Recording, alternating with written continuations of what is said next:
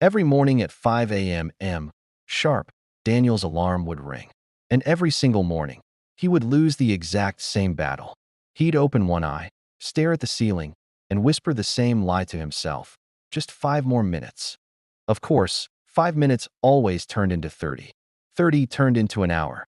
His gym membership gathered dust. The books on his nightstand stayed unopened, and his dreams remained postponed.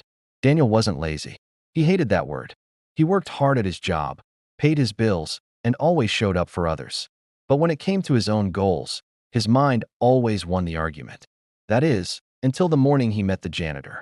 Daniel had stayed late at the office, frustrated after missing another personal deadline.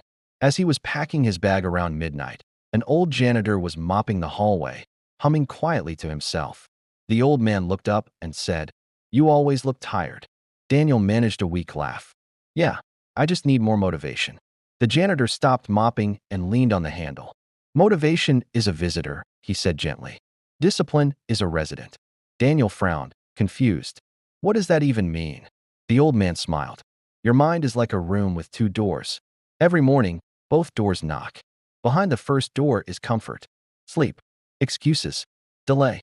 Behind the second door is growth, effort, discomfort." Daniel crossed his arms. "That's easy for you to say." The janitor shook his head. "No, it's easy to choose, but hard to repeat." Then, he said something Daniel would never forget. "The door you open every day becomes the door that opens itself." That night, Daniel couldn't sleep. A door that opens itself. The phrase echoed in his head. The next morning, 5 a.m., the alarm rang. The first door knocked loudly. "You're tired. You deserve a rest. Tomorrow is a better day." But the second door whispered quietly, "Get up." His mind screamed. His body felt like lead, and every excuse rushed in at once. But for the first time, Daniel realized something terrifying. Nothing was physically stopping him. Only a thought. So he sat up. It felt like lifting a mountain. Day 1 was miserable. Day 2 was even worse. By day 7, it all felt pointless. But something strange started happening around week 3. The argument in his head got quieter.